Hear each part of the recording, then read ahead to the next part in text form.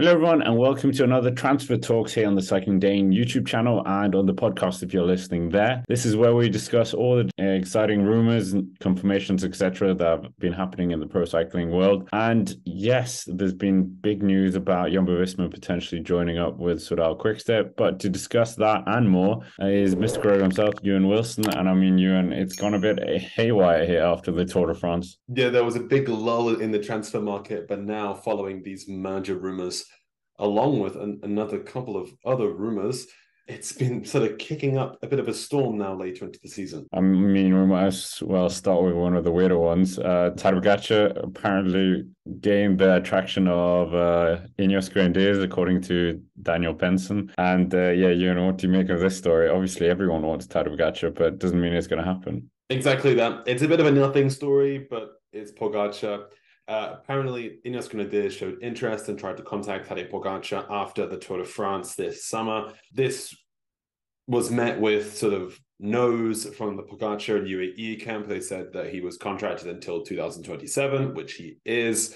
To be honest, if I close my eyes, I cannot imagine Tadej Pogačar wearing an INEOS Grenadiers jersey in the years to come. I think he is sort of the face of this team. There's no real reason for him to move. But for INEOS, I mean, you miss 100% of the shots you don't shoot. Wayne Gretzky said that. 100 million. I saw an article a few years ago. That was the buyout clause. Jim Ratcliffe needs to sell an awful lot of INEOS Grenadiers cars in order to get 100 million to buy out Tadej Pogačar. Given that I haven't seen a single one on the road, I'm not expecting them to be the new giants of the World Tour. Yeah, it's a bit of a strange one to start with, but we might as well. But yeah, I mean, sticking with INEOS Grenadiers, well, not really. Well, kind of, yeah.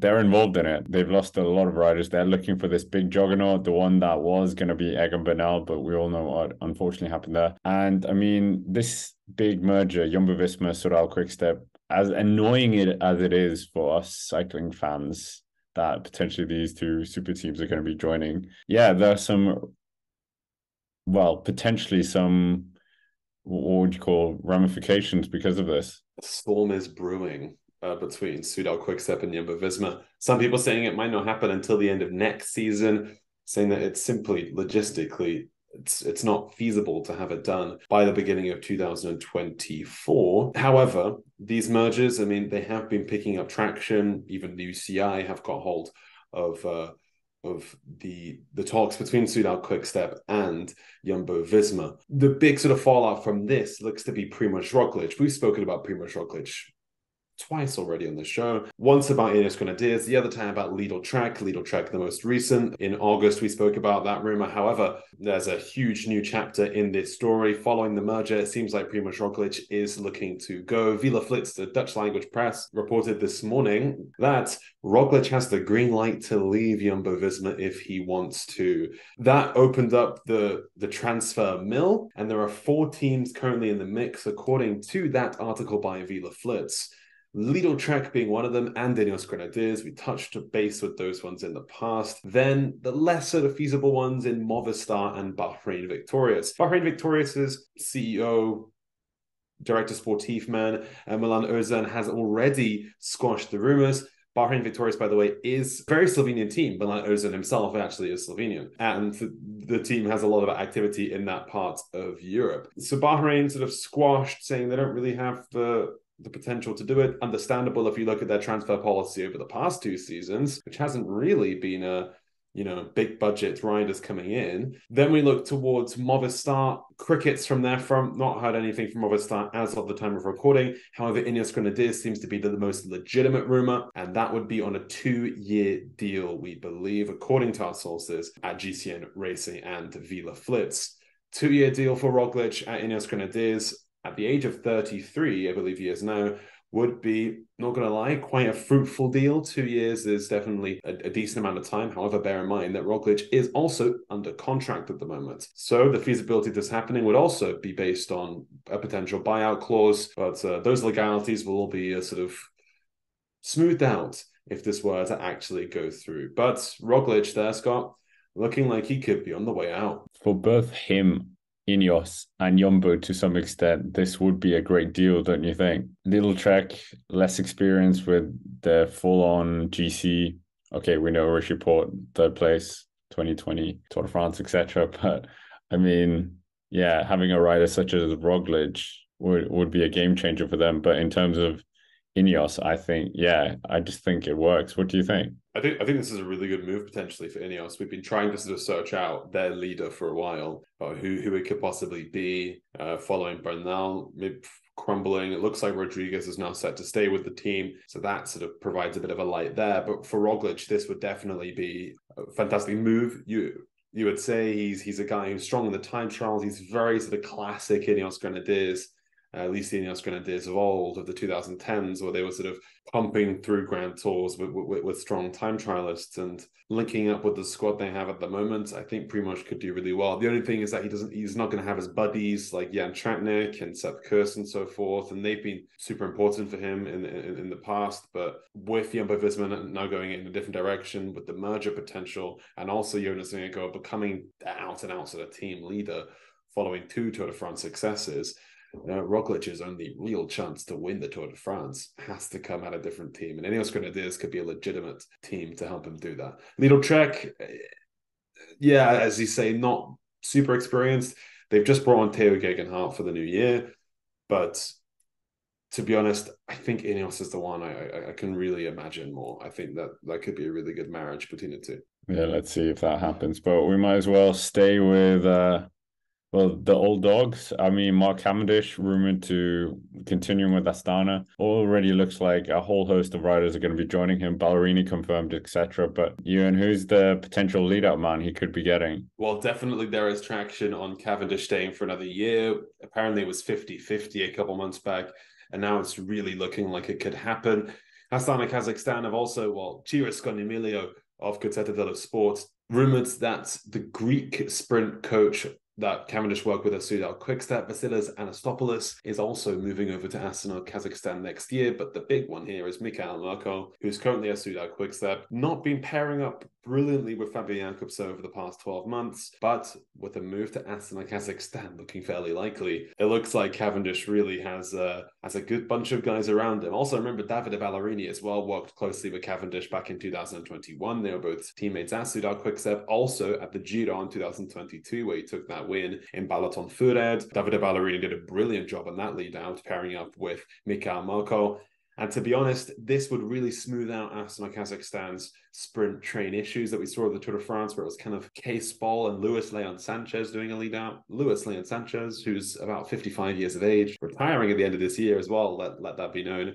But for Cavendish to have Ballerini and Mirko, they're linking up with Ball, Moscon, and the guys already in that setup. It's going to be a really, really sort of threatening lead out in 2024. Yeah, let's see if they get that elusive Tour de France victory, or maybe more. Maybe they'll get 3 or 4. I mean, the last big story we're going to focus on is Nairo Quintana. We've had teams shut it down every single time they've been mentioned with his name. We've touched on his links before. Bahrain looked like it could have been likely. That was shut down. But yeah, 3 teams, Ewan, have been linked with him. Movistar, Cofidis, and AG2R Citroën. It almost feels like every team in the World Tour has been linked with Nairo Quintana over the past 12 months, following that CAS decision, followed with the painkiller usage at last year's Tour de France and his subsequent disqualification from the Tour de France in 2022. These 3 teams, actually, though, there was a 4th one, Lidl Trek, also rumored, but Lidl Trek, that one has been squashed ever since. It was Villa Flitz who reported that one a couple of days back. As you deserve, Cofidis and Movistar.